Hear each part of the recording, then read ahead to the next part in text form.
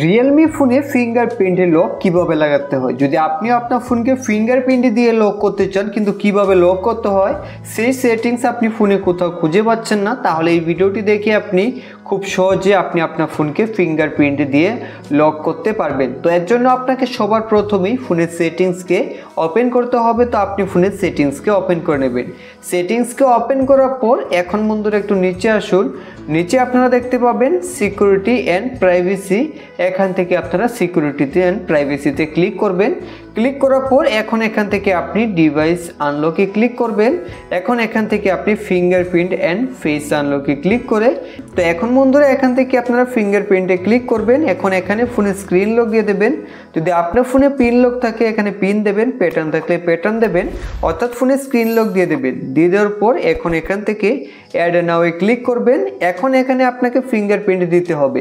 তো আপনার ফোনের ফিঙ্গারপ্রিন্ট সেন্সর যদি স্ক্রিনে থাকে তাহলে এখান থেকে দিতে পারবেন, আর যদি সাইডে থাকে তাহলে সাইডে বাটন থেকে দেবেন, আর যদি পেছনে থাকে তাহলে ফিঙ্গারপ্রিন্ট সেন্সর থেকে আপনি ফিঙ্গারপ্রিন্টকে দিয়ে দেবেন।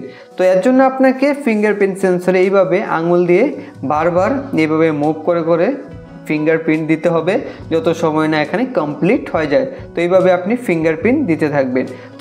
তো এখানে আপনাদের ফিঙ্গারপ্রিন্ট কমপ্লিট হয়ে যাওয়ার মধ্যে আপনারা যদি আমাদের চ্যানেলের প্রথম হয়ে থাকেন তাহলে চ্যানেলটিকে এখনই সাবস্ক্রাইব করে পাশের বেল আইকনে ক্লিক করে অল নোটিফিকেশন অন করে দেবেন।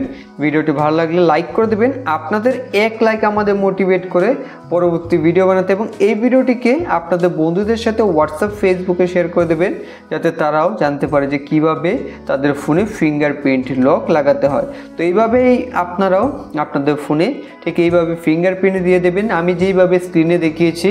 তো এখন এখান থেকে কমপ্লিট হয়ে যাওয়ার পর ডানে ক্লিক করে দেবেন, তাহলে কিন্তু আপনার ফোনে ফিঙ্গারপ্রিন্ট লক সেট আপ হয়ে যাবে।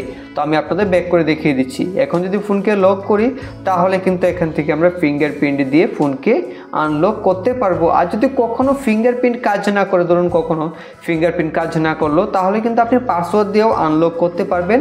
তো এখান থেকে আপনি পাসওয়ার্ড দিয়েও খুব সহজেই ফোনকে আনলক করে নিতে পারবেন।